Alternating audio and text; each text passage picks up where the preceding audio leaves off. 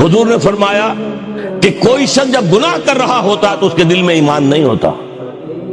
مسلمان تو وہ ہوتا ہے لیکن ایمان دل میں نہیں ہوتا.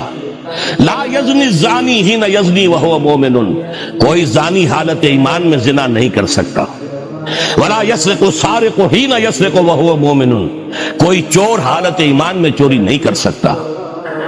ولا یشرب الخمر حین یشرب وہو مومن، کوئی شرابی حالت ایمان میں شراب نہیں پیتا.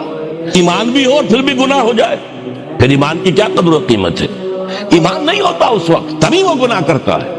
ایک شخص طے کر لے کہ نہیں مروں گا مگر فرما برداری کی حالت میں، چونکہ موت کا کچھ پتہ نہیں کب آ جائے، لہذا اس آیت پر عمل صرف اس وقت ممکن ہے جب کوئی لمحہ بھی معصیت میں نہ بسر ہو.